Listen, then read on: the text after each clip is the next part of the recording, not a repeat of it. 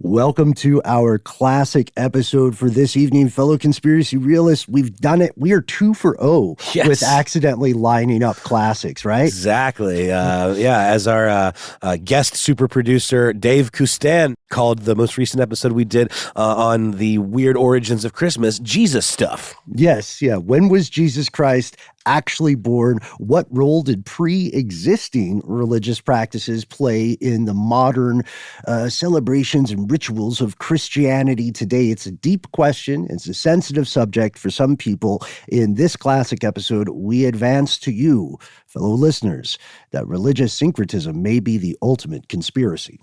And guess what? The next classic after this one is going to the dark side of all this. We're going 3 for 0. All right, let's jump in. From UFOs to psychic powers and government conspiracies, history is riddled with unexplained events. You can turn back now or learn the stuff they don't want you to know. A production of iHeartRadio's How Stuff Works.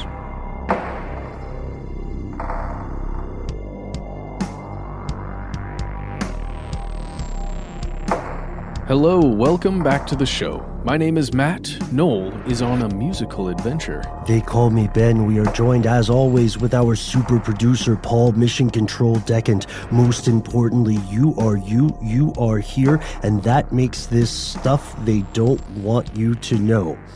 Matt, as everyone who tuned into our live show has already learned, yes, congratulations are due to you, my old friend. You have made it 10 years, right? That's right. 10-year anniversary. Oh, man, it was huge. It was really great. And honestly, I couldn't be happier.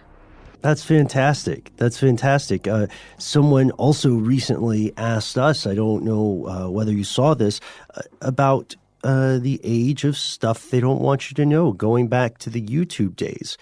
You know, I think we're 10, maybe 11 at this point. Are we 10, maybe 11? Yeah, we're in between, yeah.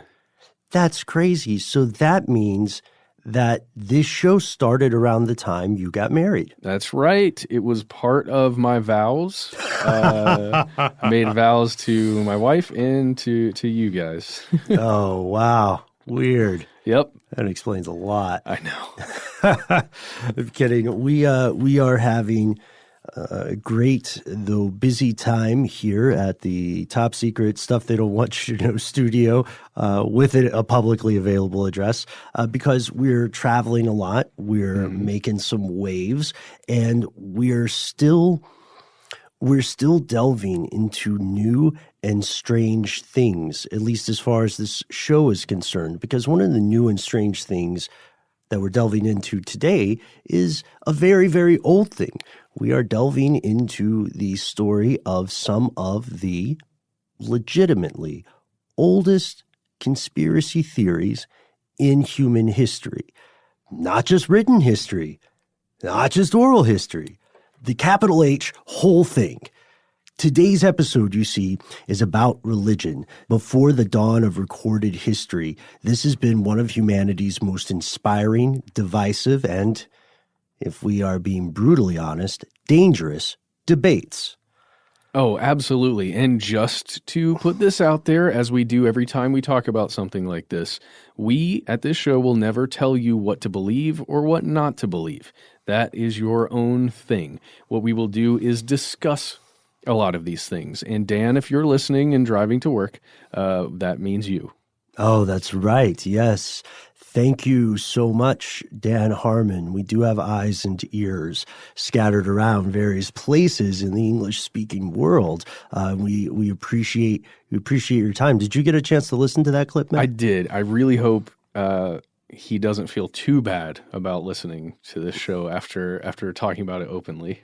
Well, I want to point out also, I would hope this is abundantly clear to anyone listening to the show. We're not Nazis, nor do we identify with or give any consideration to categorically any ideas of racial or religious supremacy.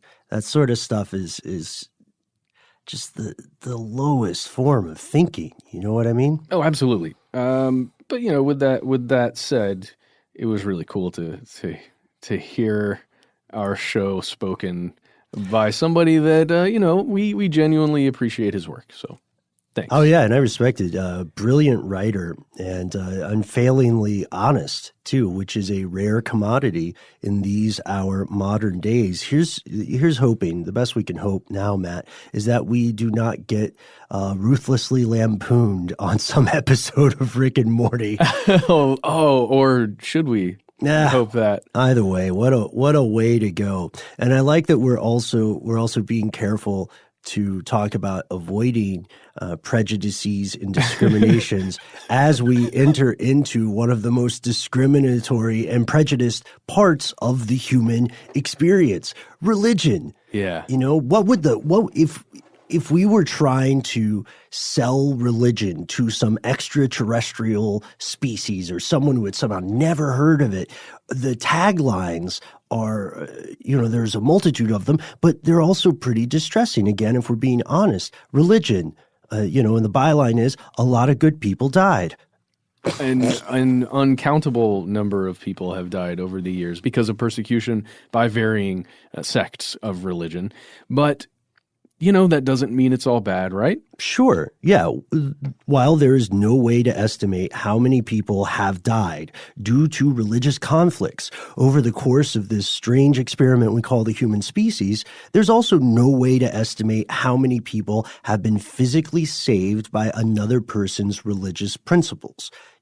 Someone has their finger on the button for a bomb or their finger on the trigger of a gun, and all of a sudden there's some sort of distant echo, internal monologue in their head saying, "Thou shalt not something, something." And they say, "I will not be a force of evil today." Or just by the simple, kind words of one person to another that saved the life of another, or, giving of food, or the selflessness that exists in many, if not most, religions. Sure, yeah.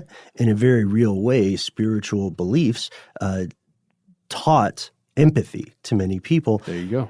However, knowing that we cannot estimate the number of people who died, and we cannot estimate the number of people who were saved, physically again, not spiritually, we can sadly and tragically safely assume that the number of people who died due to religion far outweighs the number of people who were saved due to a religion.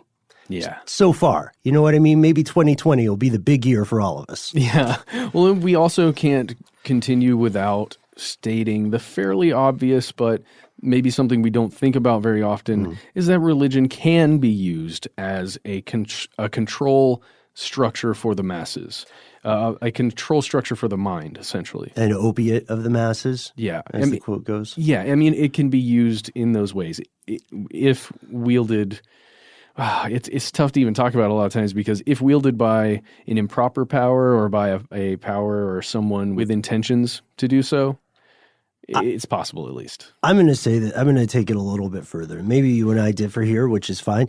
I am going to argue that, at least from a social perspective or a sociological perspective, all religion is a means of controlling a group of people.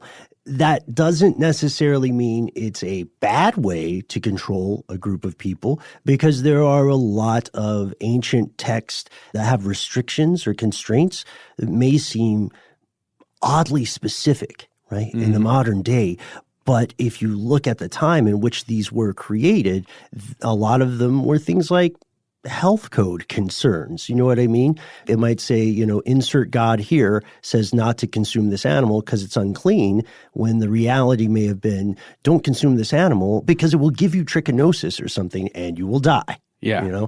And same thing with like rules about, hey, don't sleep with your family members. Yeah, because it's what's bad for the goose is bad for the gander genetically. Yeah, or even something as simple as try not to be jealous of other people. Like that. It's a simple idea, but if you can encode that in someone, you can probably make society a little bit better, or at least at large, by controlling them. Agreed. See, again, it's rules of the road for a group to survive. In this show, we're going to explore the basics of religion as currently understood from an academic and an historical perspective. We are not going to make any attempt to proselytize you, and we certainly will not try to grade one belief system as whoosh, whoosh, better or whoosh, whoosh, worse than another.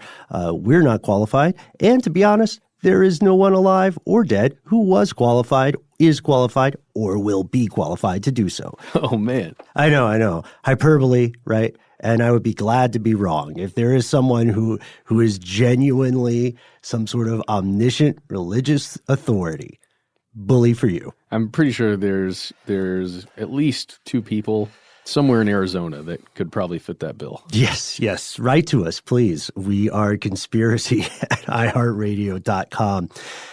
Instead of doing that, instead of, lauding one religion or vilifying another or trying to convert you to one of our self-manufactured religions, we are going to delve headfirst into one of the strangest, longest-running conspiracy theories in history, and that is the idea of secret religions. Here are the facts.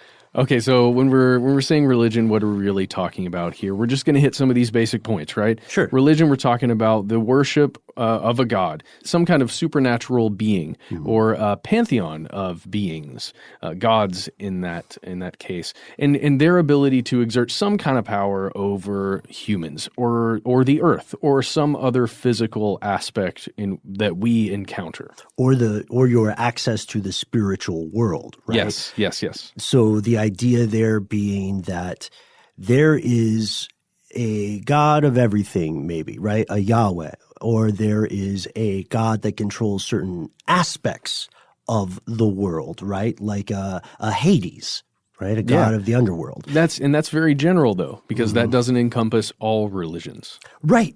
That's the thing. This definition is not entirely correct. Not all religions have what we would recognize as a supreme deity. Some religions just have precepts, like don't kill people because it will make things worse for you. Right? Yeah. And then we have to arrive at a more inclusive definition, or maybe more comprehensive definition. If we're trying to fit everything that's ever been called a religion into one definition, we would say something like, religion is a cultural system of practices, traditions, values, and beliefs, often accompanied by sacred text, locations, and rituals.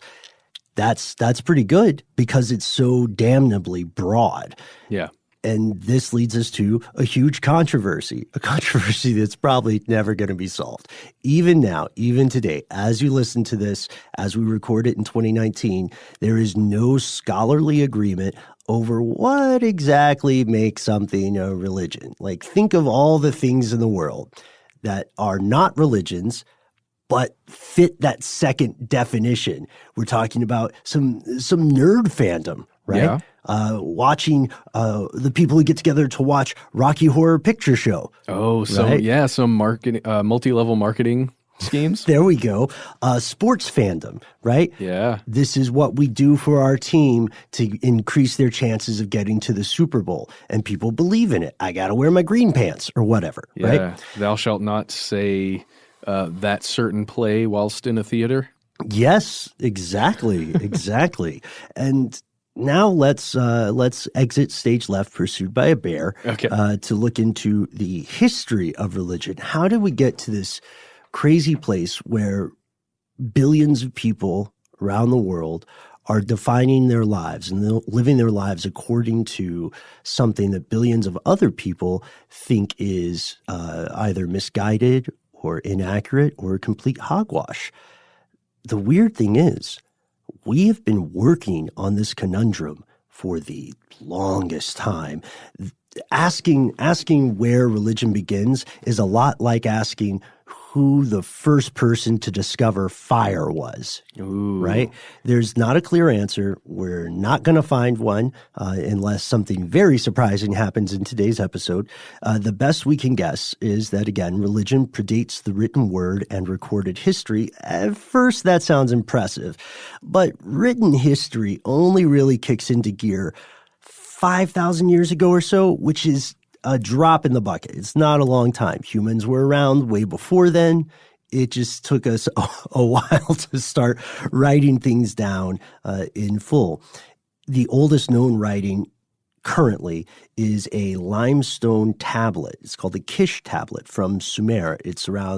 Dates back to around 3500 BCE, and it's in a weird spot because if you look at it, it's pictograms. It's an assemblage of pictograms, but it represents a kind of awkward transition from proto-writing to syllabic writing of what would later be recognized as cuneiform. So syllabic writing, of course, is the kind of writing that you would see English rendered into on a page, right? You have different symbols representing different sounds or groups of sounds, and you arrange them into things.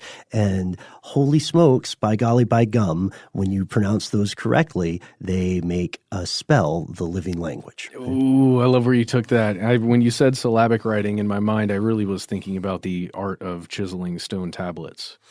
I apologize. That's where my brain went. No, but I mean, it makes sense too. Can you imagine how frustrated the authors and the thinkers of old would be with our creative aptitude today? It's so easy to write a book today. All you have to do is not get distracted. You can get a pen and a piece of paper for free, pretty much. But good luck not getting distracted. Good luck not getting distracted, yes.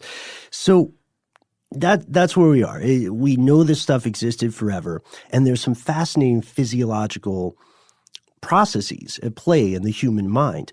From everything we can find, human beings seem hardwired for these sorts of belief structures. And we see this because what we would call religion today likely arose independently in many, many parts of the world and was probably most often tied to natural cycles of the earth, right? Crops growing, the harvest season, birth, death, winter, what time is the sun coming up, when's the eclipse, that kind of jazz. And then also, in step with that, veneration and fear of the dead, those who have passed beyond. Let's weigh that body down with rocks, but in a respectful manner so they're not pissed at us later. Well, yeah, and those big questions that are endless and have been around forever and probably will never leave us because there may never be a concrete answer of what happens to us after we die. Right. Exactly. We do, however, know the oldest universally agreed recorded religion. We have been able to get a ballpark sense of where and when that began. Oh, yeah, sure. So the oldest recorded religion goes all the way back to Mesopotamia.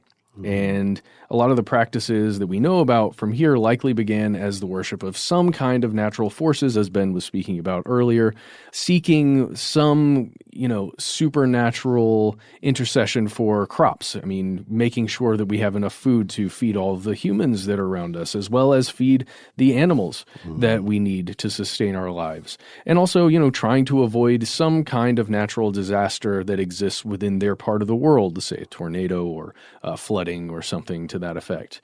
And, when you're thinking about the Mesopotamians and what their beliefs were back then, you have to first start with knowing that they were polytheistic, meaning they worshipped several major gods and then numerous, thousands at least, of minor gods. Mm-hmm. Yeah, exactly. Each Mesopotamian city, whether Sumerian, Akkadian, Babylonian, Assyrian, and so on, they not only had the universally recognized pantheon of Mesopotamian gods, they also had their own patron god or goddess. So for a good analog of this, if you're familiar with U.S. cities, imagine just for the sake of argument, the entire country had the same polytheistic religion. But in addition to the pantheon that everybody in the country agreed upon, each city had its own specific god, a god for Los Angeles, a god for Chicago. Like a patron god or right, something. Right. A god for, I don't know, Spokane or Syracuse, That's the sort of environment in which these people lived. And each Mesopotamian era or culture had different aspects, expressions, or interpretations of the gods. This is something we see again in Greco-Roman culture. For instance, Marduk, god of Babylon, for example, was also known in Sumer, but he was Enki or Ea. This practice, this kind of complicated cultural exchange, had its heyday from around 3500 BCE, where we see the Kish tablet, to about 400 AD. At that point, this pre-existing religion began to be supplanted by Syriac Christianity. Yeah. And the way it gets supplanted is not always the most peaceful thing or method. Yeah. But it is important to note that this kind of transitioning, if you're living in one space, one area, the transitioning of religion as some overlay with that area, it's not rare. It's pretty dang common. Mm-hmm. And most often, like we were saying, it's not as though it's an on-off switch, right? With, let's say, if Buddhism moves into an area, it doesn't just turn over to Buddhism. That's kind of obvious, but in our minds, sometimes we separate things like that just to make it easier, sure. Right? But this is one giant crossfade that occurs when an area is transitioning from one religion to the next. And sometimes that belief system ends up morphing and becoming something new when it's two or more combining, right? Yeah, like a brand new package, same great taste, if you were buying religions at a grocery store. Or maybe same rough package, but the taste is got a little extra spice to it. There we go. With new ingredients. Right? Yeah. So I think that's a more apt comparison that you've just made. And this goes to a larger point. It's something that I think escapes a lot of us. It definitely escaped me when I was a kid in history class or, reading various dusty tomes.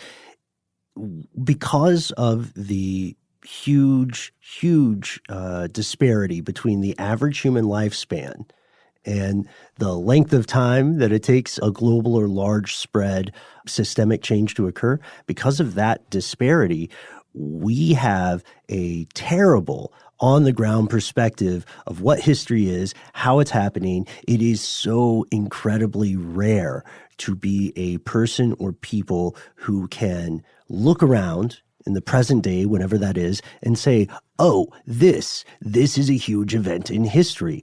We can do it now. I hate to quote Fox News here, but now more than ever, we can be aware of those moments because we can communicate on a global scale so quickly, right? People around the world watched the moon landing and everybody kind of got it was a big deal. You know what I mean? But 400, 500, 600 years ago, much, not to mention even further back, if you were living in a town, you would see the change of history, or you would see the tide of history turn on a slower intergenerational axis. Maybe you were raised, for instance, Christian, but your older relatives who maybe said they were also Christian, still had a lot of practices and beliefs that were veneration of ancestors or worship of a polytheistic assemblage of gods.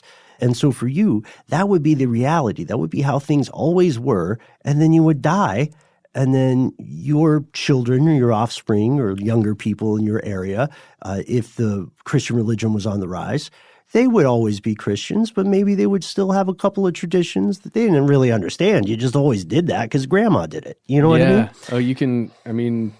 Just because you mentioned my wife earlier, I would say that there's a lot of that exists within her families, the varying branches of her family as, Santeria and things like that make their way into Catholicism as some of those older traditions morph into things that you would do for the church, essentially. It's fascinating. And a little bit of foreshadowing here. I like that, Matt, because this means that some of these practices had to continue in secret. They became conspiratorial due to the repressive policies of the dominant state governments or religions, which usually were hand in hand and inseparable, right? God is the king, and so on. Somehow, plucky little tykes that we are, humanity manages to survive this very strange cyclical practice, this battle of ideas and ideology, and it leads us to today. So what is the state of religion today? As far as we understand it, we have some statistics and we have some inspiring news. It turns out that several very ancient religions have survived this strange cycle, this strange war of ideas, and we'll explore them in depth after a word from our sponsors.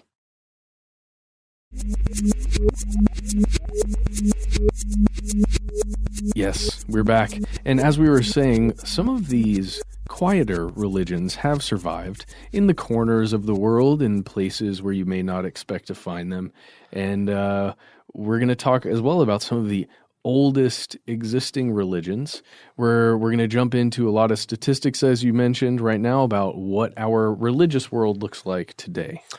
Right. So according to all official sources, and even to anecdotal stories you can find in oral traditions, many ancient religions have more or less completely died out. They were supplanted by a newer spiritual rival, or they were, as you mentioned earlier, Matt, in our grocery store analogy, they were absorbed into a more popular system.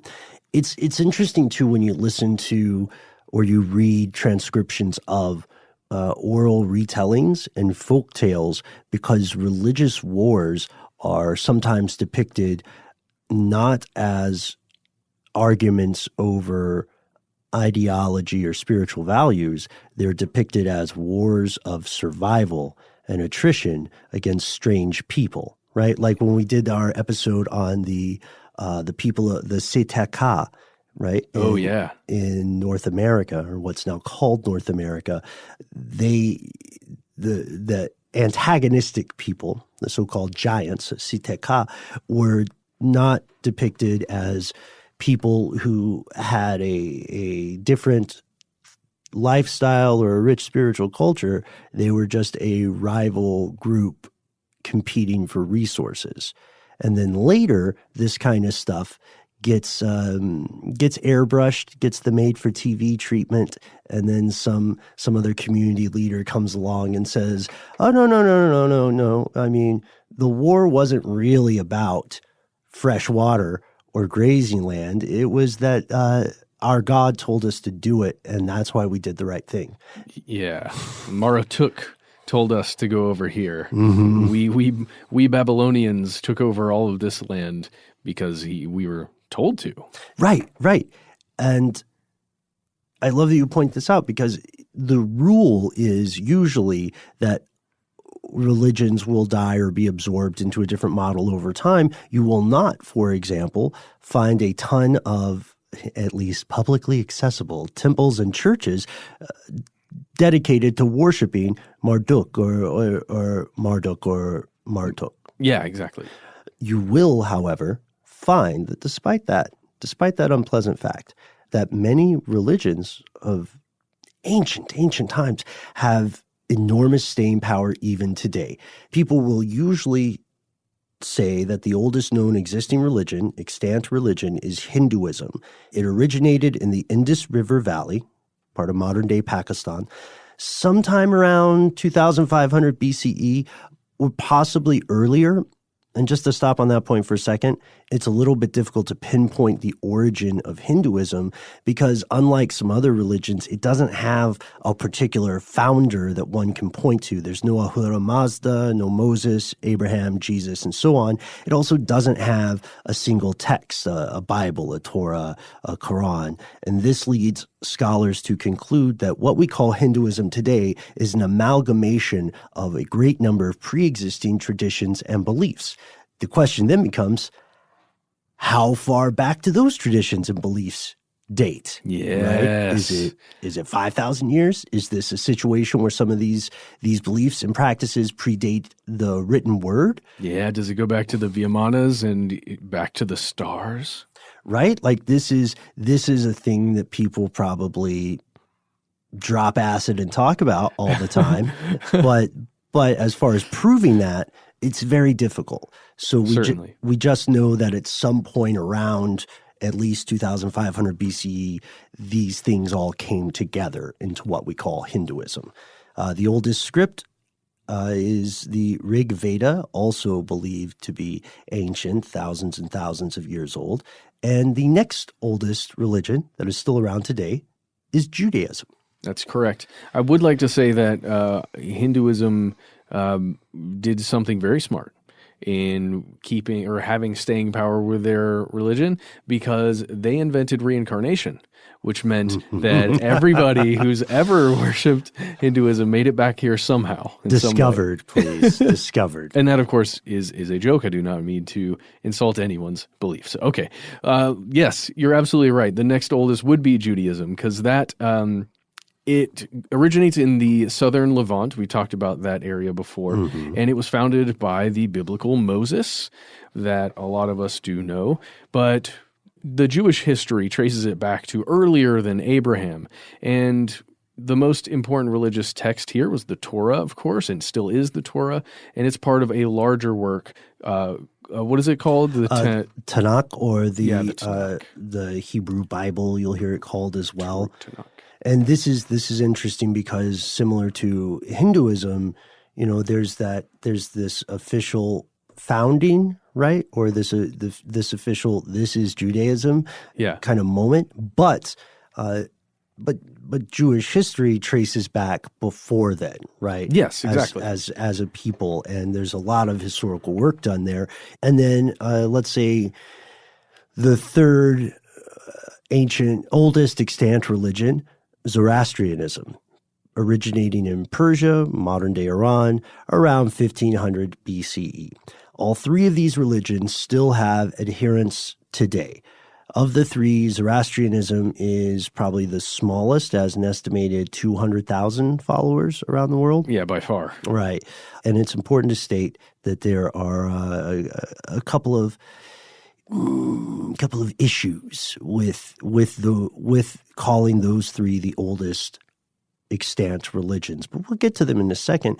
Let's look at the largest religions today. We pulled some numbers from a couple of places, including the Pew Research Foundation. And the Pew Research Foundation, along with some other folks, broke it down this way. And he said the largest religion in the world today is Christianity, at an estimated 2.3 billion followers. And then Islam comes in at number 2 with 1.8 billion people. Hinduism, still at it, quite successful, 1.1 billion people. And Buddhism comes in at about 500 million. And then let's group a bunch of other religions together into what's called folk religions. That would be 0.4 billion, which I feel is a little bit of a cop-out. But there's another group we skipped over, which is, if we included this would be the third largest religion. 1.2 billion people in the world consider themselves unaffiliated with any particular belief system. And in many places on Earth, this group seems to be on the rise. Okay, we tease some issues with these numbers. Here's the problem. These numbers are tricky and in no small way misleading, because anybody who practices one of the faiths mentioned at any part in the show up to now is saying, hey, they're lumping in a lot of really different things together, different offshoots, denominations, and so on. And some of these, like the various flavors of Protestant Christianity, would seem to have a lot in common, right? But not necessarily. Not necessarily, right. Are they still different enough that they would, some of them would rather not be lumped in together with all these other people who got, in their opinion, Christianity wrong. And then other groups like Shia or Sunni Islam practitioners are more or less bitterly opposed and would not, as a result, be particularly thrilled to be lumped into a category either. They would say, no, we are different because we have the line of the prophet correct. And these people not only got it wrong, but refused to see the light. So do not include us with them. And then, if pushed to the point, they'd probably still be like, well, they're still Muslims. So they got that part right. Oh, yeah.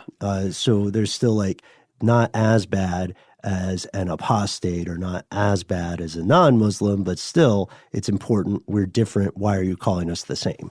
Well, yeah, absolutely. Well, in a lot of this goes back to those people that we mentioned there are unaffiliated in any way with some kind of religion. And that goes right back, or the rise in that number goes back to the secular thinking that exists in our world now and has always existed. But again, it's morphed a little over time as science continues to improve, as technology improves, as the need for explaining a lot of these things morphs for us, because we're kind of replacing a lot of that with these little black boxes in our hands that we carry around. It's so odd the way these big questions kind of get not answered sufficiently, but they feel like they're maybe not as important. Or they get reframed. Yeah, right? Yeah, exactly. And that leads us to the rise of the secular mind, those 1.2 billion people you're mentioning. Right? Mm-hmm. So this is weird because it's a real-time, real-world example of what we're talking about when what did you call it, Matt? When we look at that gigantic crossfade? Yeah. Of one belief system to another. And here's a great example of it. There's this funny, tragicomic practice that occurs around times of political or social strife in countries across the world. Many, many countries do this. It's not just the U.S., although perhaps we have the most clownish reputation for it. Here's what happens. Something's going wrong. Domestically, abroad, times are tough. Politicians and spiritual figures, when seeking a boost in approval ratings or a way to distract the population from genuine physical problems and concerns, will start railing about human beings turning away from the true path, whatever that true path might be. And the argument goes that there's this lack of religious faith. And that's the real cause at the root of whatever problems are currently being encountered. The economy's bad. Well, people have turned their back on God, and that, not, the Fed rate or rising corporatocracy. That explains it.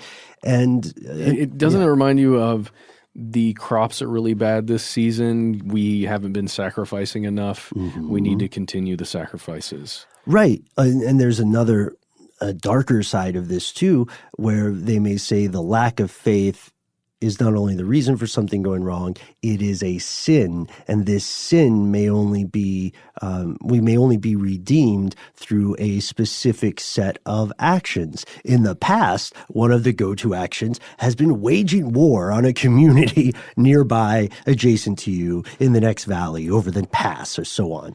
And or to save them from the terrible things happening under the rule of whatever king or religion exists over there. Whatever right? Infernal, unclean, pagan god, right?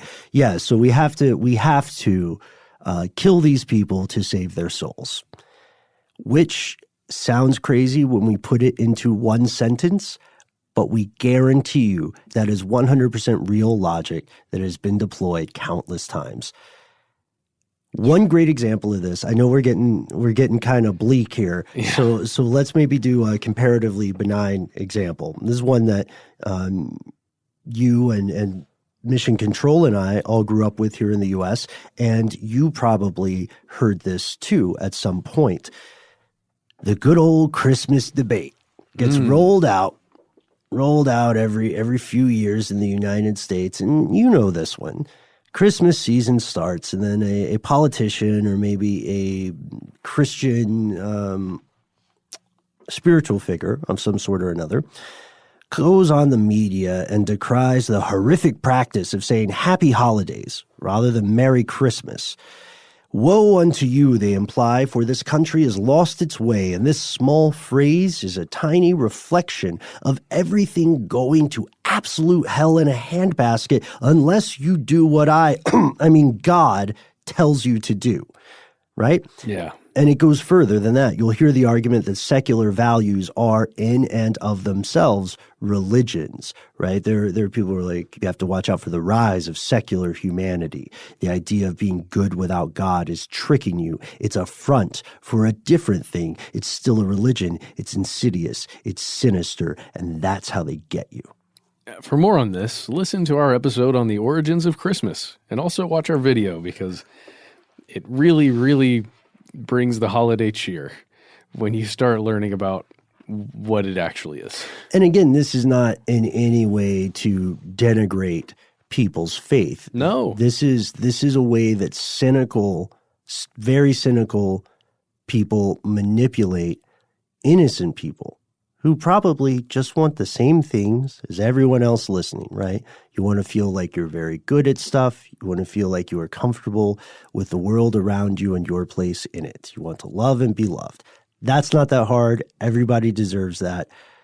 But we're also very susceptible to someone trying to play to our fears for their own benefit. Yeah, it works with me more often than not, unfortunately. But it does go even further. It doesn't stop there. Yeah, that's the thing. Okay, all of these estimates, these definitions, these historical milestones, they all rely entirely upon our understanding of revealed public religions. Revealed religion would be religion based on divine revelation, right? God took some form and told us how to stop screwing up so bad, or told us, how to live better, how to do the right thing with our collective life. So we're basing everything up to this point on religions that we know exist. And the question is, what if there is more to this story? What if there are religions and belief systems that don't, like Islam or Christianity, ask their adherents to advertise the faith? What if there are religions that don't want to convert a bunch of new followers? What if there are secret religions, and what if they exist in the modern day? And we'll talk about that right after a quick word from our sponsor.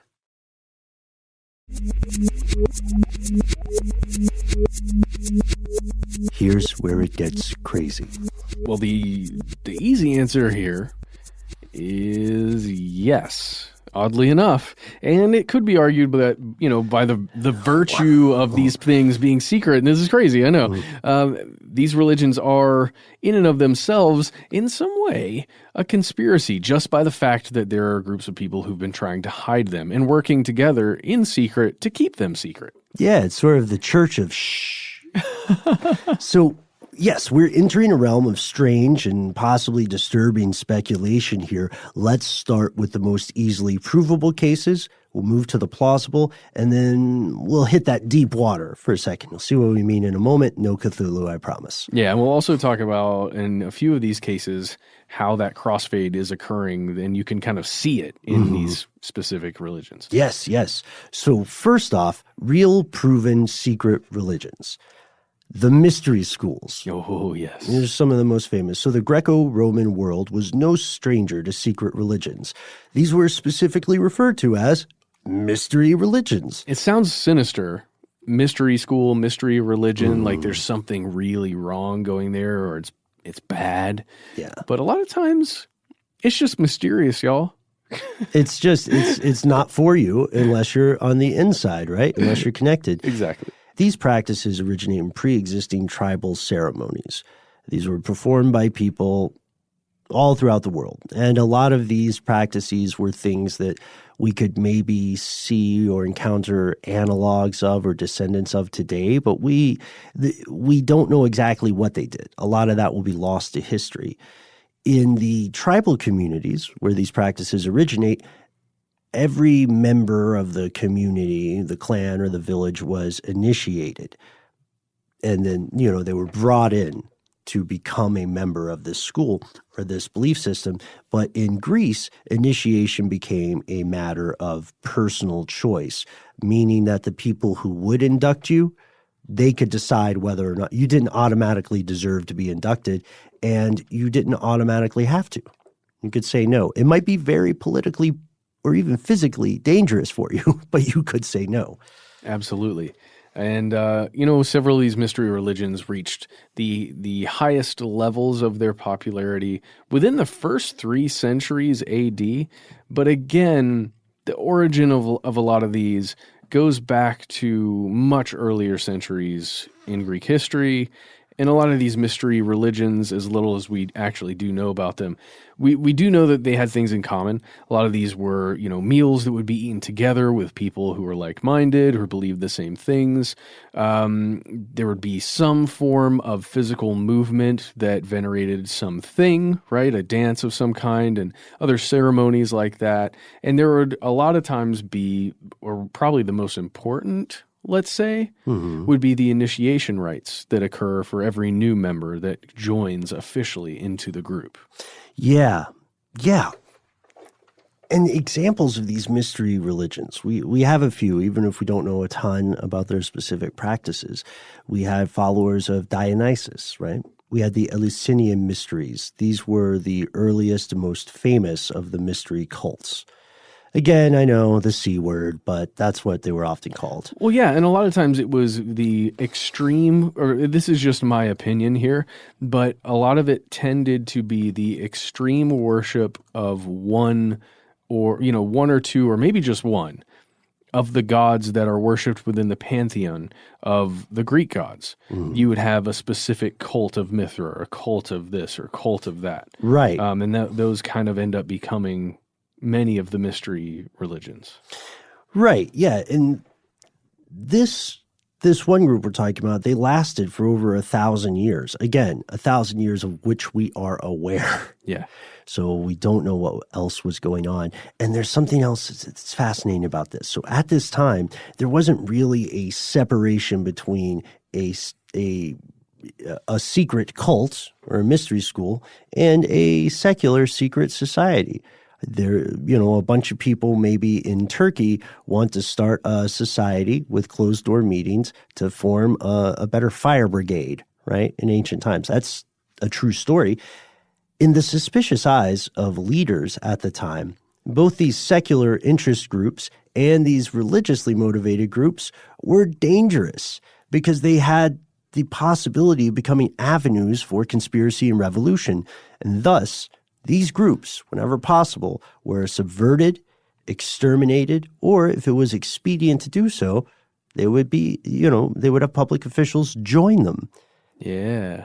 And these kind of societies still carry on. The big question is whether or not they still have claws and fangs, or if they're just kind of old boys clubs, right? Yeah, and what you're talking about there, having an official join one of these secret groups, it's an attempt to either absorb it into another of the larger religious systems probably, and or just making it not so strange to then allow those people, again, it's strategic, if you're thinking about it this way, to bring it into the fold. And that's where we get into that thing we discussed earlier, religious syncretism, where that crossfade, where we're right in the middle of it. Yes. Where one becomes another, 1 + 1 = 3. It's interesting stuff. That's a good way to say it, Matt. Yeah, this is the blending of 2 or more religious belief systems into what essentially becomes a whole new system, 1 + 1 = 3, or the incorporation of unrelated beliefs into an existing religious tradition. This can occur for a lot of reasons.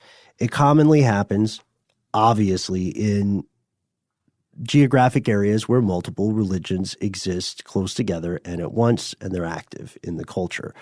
Or, and this is the dirty side, this is where you find a lot of the more extreme examples, when a culture is conquered and the conquerors don't just bring weapons, they also bring their religious beliefs. Convert or die, right? Or convert and physically die, but don't worry, we're saving your soul and you can be a slave forever in our paradise, right? Oh, for sure. True story, unfortunately. At least that was the pitch.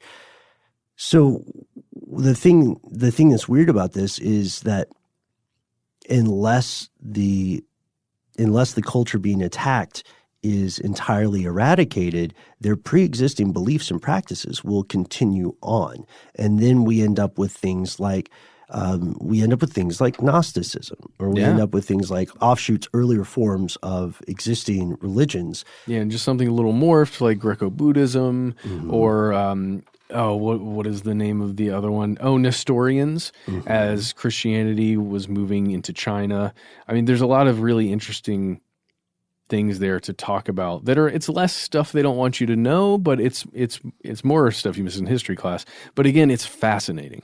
And it's interesting too, because I would argue that there is a lot of stuff they don't want you to know in aspects of religious syncretism, because religious syncretism can also exist in a very powerful form as coded protest. And this is evidenced by the practices of repressed native peoples under the thumb of colonizers or imperialists. One example, which I believe we mentioned on the show before, is the idea of folk saints. So I didn't really know about folk saints until I had spent some time in Central America, and I made friends with one, a Mayan deity who was called San Simon, when I encountered his worshipers or his admirers. San Simon originally started life whatever the deity version of life is. San Simon was originally a mountain god in the Maya religion, and he was also known as Mashimon. Today, he's considered the patron saint of health, crops, marriage, business, revenge, and death. I know, it's kind of a weird... Wow. It's a weird group, right? When you're saying patron saint, you mean like in Catholicism? Like he is a saint, or is it...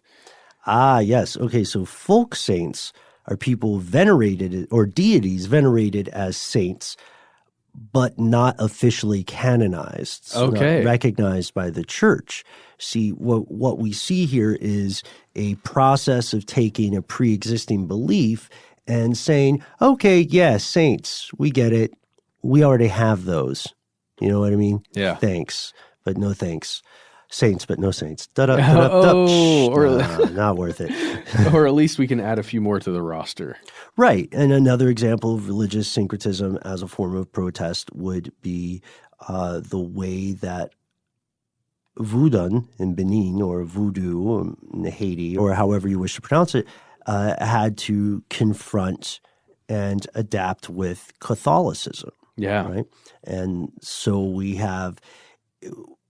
And that's where you get Santeria. Or Candomblé, for instance. Yeah. This is where the brutal Catholic forces would think that they had successfully converted the people, but the people were just using that Catholic imagery to be a stand-in for their original practices, which they didn't really have an intention of changing, because if you want to change someone's mind, one of the worst ways to do it is to threaten them. Yeah, but if you did take it on in that way, you could at least appease the colonizers when in close quarters. Right. We'd love to hear your examples of religious syncretism. Right. This is a widespread phenomenon. We know that a lot of ancient belief systems in smaller communities may be practiced still today, having been, I don't want to say contaminated or adulterated, but having been influenced by different religions that they somehow encountered. Yeah, I would have to say, just really fast as a mention here, today is the first time, and I don't know how this occurred, the first time that I realized that it was Greek influence that gives us depictions of a human Buddha within Buddhism. I did not realize that at all, but it's because of trade routes that existed, and just the influence of people from Greece who, had certain religious beliefs, who then, as they move forward and are continuing on, encounter Buddhism. They enjoy, they believe that let's say more than they believe their other original traditional beliefs. Then they start to follow Buddhism. And as they're thinking about Buddha, they, rather than seeing it symbolically, the way it's been represented for hundreds and hundreds of years, they truly imagine Buddha as the man, as this human being, son of a virgin woman. And they begin using their culture that exists within them and the way they view art, the way they think about these things, and they apply it to Buddha. And that was fascinating to me. I know it's a long-winded way to say just right. like the statues that in my mind are of Buddha are really Greek. Yeah, or at the very least, heavily influenced. Right? Yes, exactly. By that frame. And there's a word for that, right, Matt? Yes, vocabulary word of the day, everyone. Interpretatio Graeca. And that just means essentially interpreting the world by really through Greek eyes or by Greek means. And these are just some of the numerous examples. Please let us know other examples you've seen. This stuff is endlessly fascinating. Yeah, and it's really just interpreting all of the other religions, the gods, all the things that people from that time, from that early civilization, as they're encountering these other things, how they view them. And it's strange because when you think about it, religious syncretism could, at its best, be a very inclusive approach to belief. There are other things that are very much not syncretic, or at least no longer are. There are religions that are entirely dictated by lineage. These are, in short, clubs you cannot join. If you are most of the people who will ever listen to this show, you cannot join some religions. No matter what you do, no matter how good you are, how helpful, how noble, etc., you just didn't have a chance since the day you were born because of who your parents were.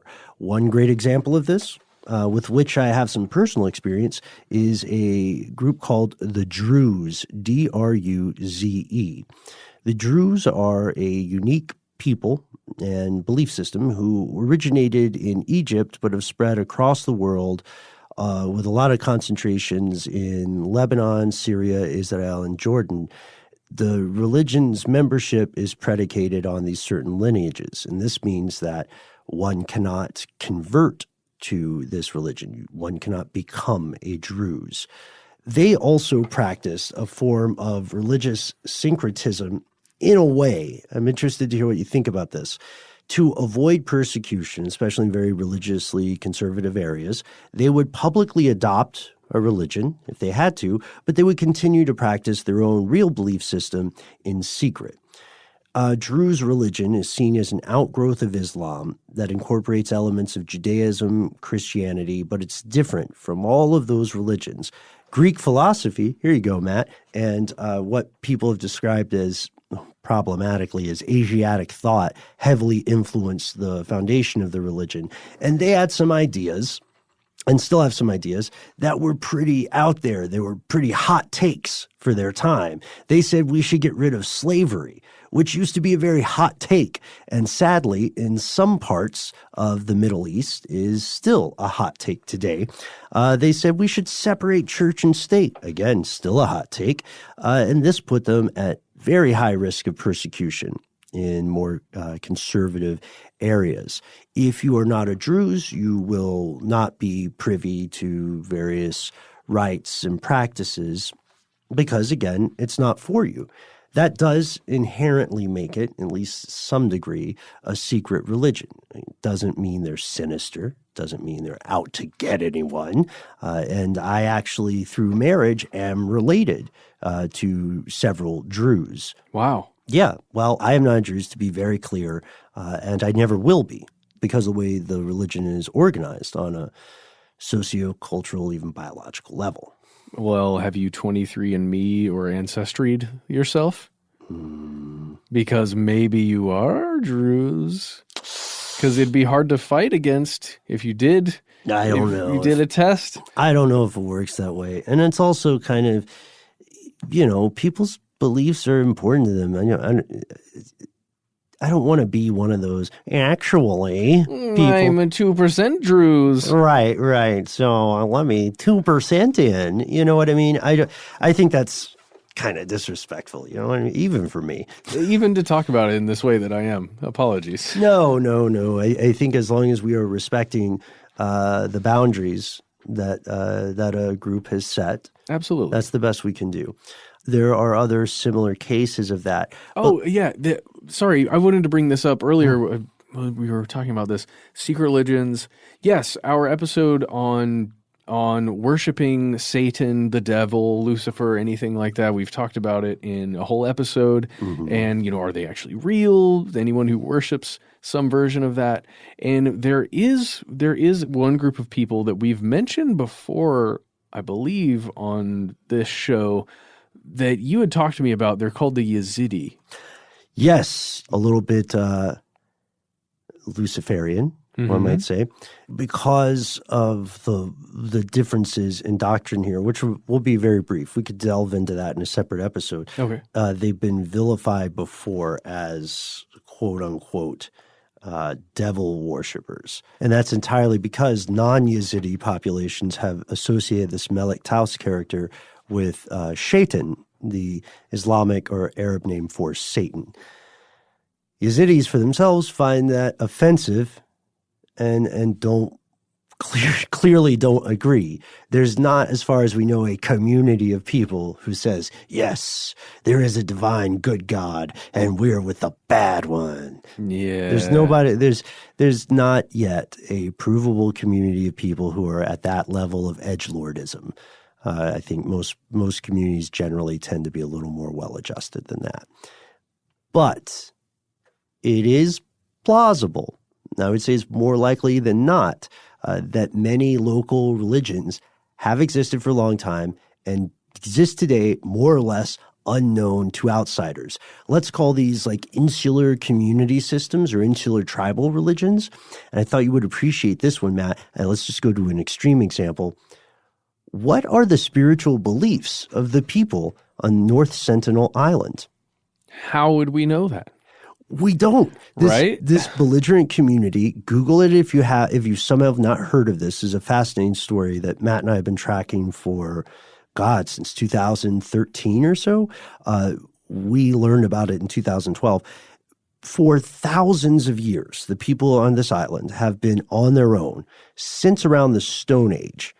They likely have a religion because, again, humans are hardwired to generate and propagate these sorts of belief systems, but their religion has been so far removed from any other belief system on the planet. They have not encountered some form of religious syncretism, right? Oh, wow. So it's pure. Yeah. So in a way, this may be like one of the oldest I don't want to say adulterated again, but like one of the oldest unmixtaped religions, and also just like the Druze, you and I and everybody listening probably cannot join them. In their few encounters with the outside world in modern history, they have made that abundantly clear. And the only time that they've been members of that community have been successfully taken out of the community, it was disastrous. And it's no wonder that they doubled down on putting a big keep out sign to the rest of the planet. Oh, yeah, absolutely. Well, that's a real world example. What if we wanted to go down the rabbit hole a little bit further? What if we get to something that maybe isn't even necessarily a religion? Mm-hmm. It's maybe closer to a society, but it does have religious belief perhaps built into it? Whatever could you be talking about? The Illuminati. That's right. That's right. Fellow conspiracy realists, you know them, you love them, you expected them to show up here in this episode, and you were right. So congratulations. For hundreds of years, there have been rumors that have, if we're being diplomatic, varying levels of credibility, arguing that the world is actually run by a group of incredibly powerful people, that they are all real pills, but somehow they cooperate together and they have their own secret religion. They profess one religion publicly, but they practice this other religion that is meant for the elite and the elite alone. And you'll hear various fringe researchers, or I would say fringe speculators, saying that, they secretly continue the ancient mystery schools, right? Or some Mesopotamian polytheistic religion, and that they consider things like Christianity or Buddhism or any younger religions tools to control the masses, manipulation systems for slaves. Yeah. And there's no lack of, let's say this again in a diplomatic but accurate way. There's no lack of people claiming to have evidence that this is true. Yeah. All I would say, Ben, is that the answers to our questions about the Illuminati all exist on a stone castle on the top of a hill with a man who is known only as the songwriter. Mm-hmm. And if you seek under the Silver Lake, you may find him. Are you talking about Philip K. Dick? No. What is this? It's one of the first times I've ever been able to reference something without knowing what I'm talking about. So I'm really, really happy about it. And I'm going to wait for you to learn about what it is when people write to us. Interesting. Yeah. Okay. Because at first I was thinking, man, the High Castle, but maybe I've just been... Oh, I'm so excited. Switched because, maybe I'm. It's obscure. I promise you it's obscure. Oh, yeah. And is it cool? It's really cool. Does the reference work? I don't know, but we'll just have They were great. Yeah, I think it's cool. Oh, thank you, man. I'm excited. Nintendo Power is involved as well. Is this Castlevania? No. God, I'm way off. I think hearing castle is just throwing me. It's actually not too far off. But it is a video game. No. It's not a video game. No. Wow. Yes. There's a mystery afoot. How appropriate for this episode. So while I'm caught shading on this, I'm flummoxed. I'm stumped. We know that there are different things that are purported to be evidence of an existence of a sinister, secret religion practiced by some relatively anonymous cabal of people, right? Yeah. And some of these things are real. The Bohemian Grove does have this ritual called the cremation of care, wherein they ritualistically burn an effigy, and they get really weird about it. It seems to be a rich boys club, but for people who believe that there is a secret religion in play, this is a smoking gun. Yes. Or I should say a smoking effigy. Yeah, you're correct. That's what it is for those people.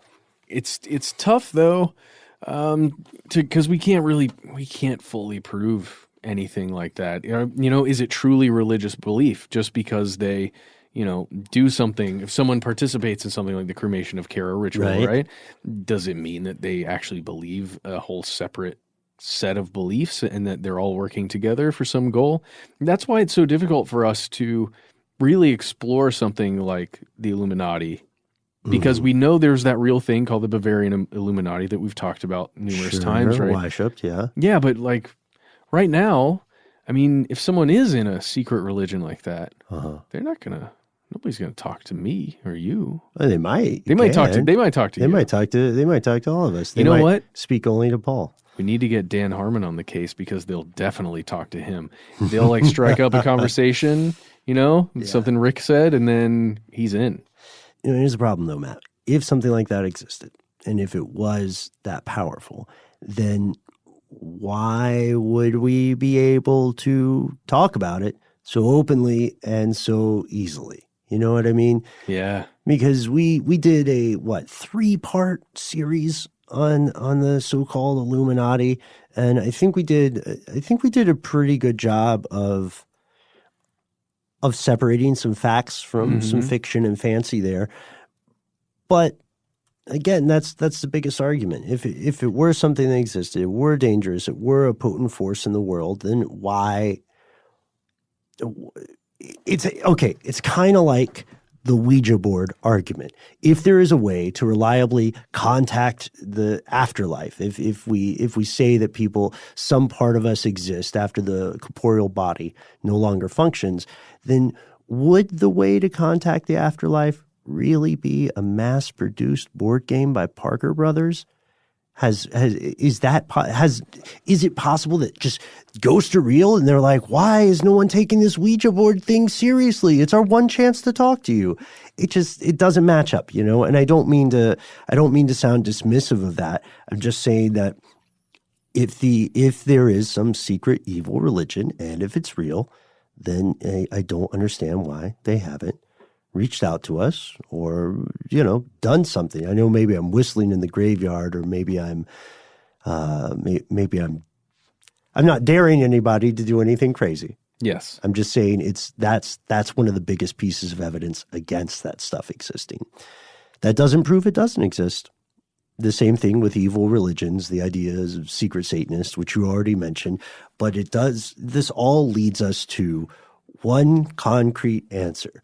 This is one of those episodes where we do have an answer. The answer is yes, secret religions do exist. They do exist today, to one degree or another. They may not be exactly what we're thinking of or what fiction wants us to believe, but yes, there are secret rituals and practices, and there are value systems. If we define secret as things that not everybody has access to, then yeah, of course those exist, and they probably will exist.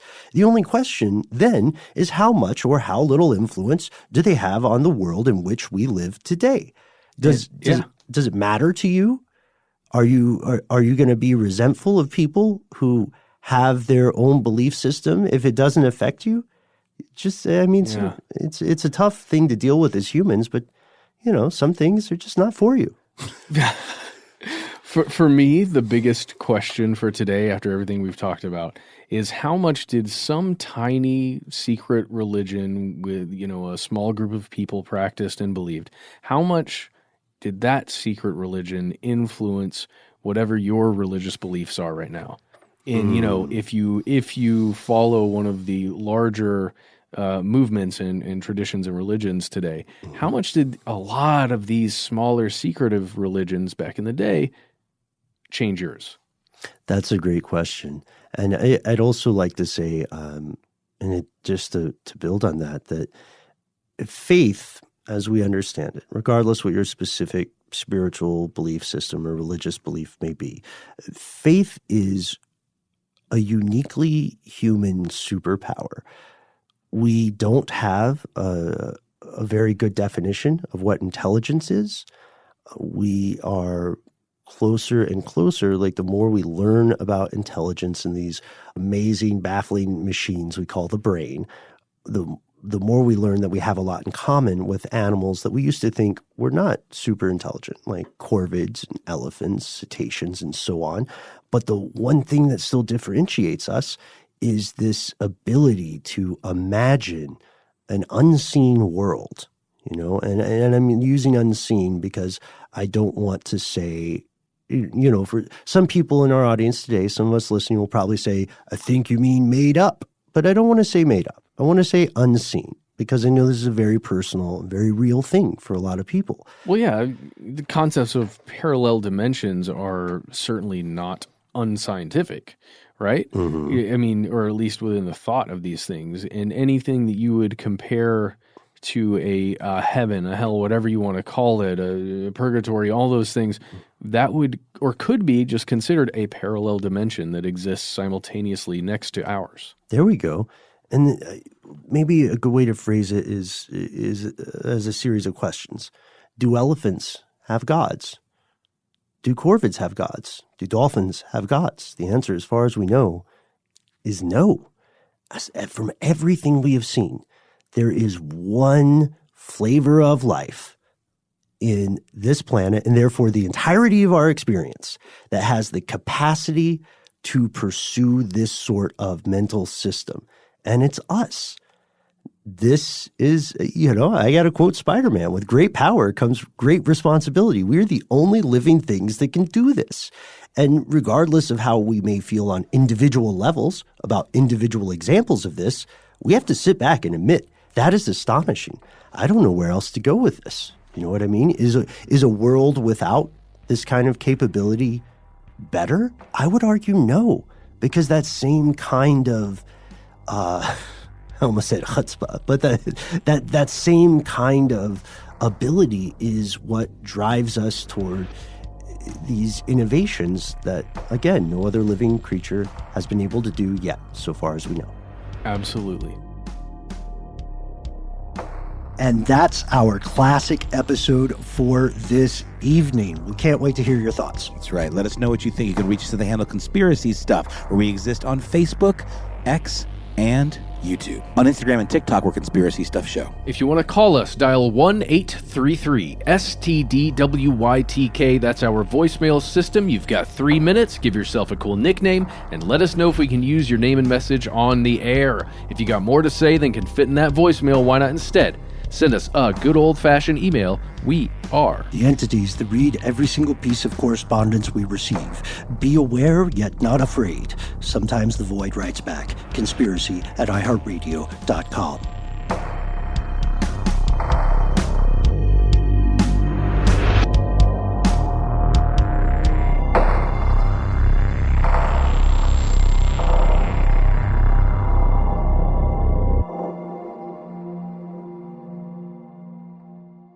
Stuff They Don't Want You to Know is a production of iHeartRadio. For more podcasts from iHeartRadio, visit the iHeartRadio app, Apple Podcasts, or wherever you listen to your favorite shows.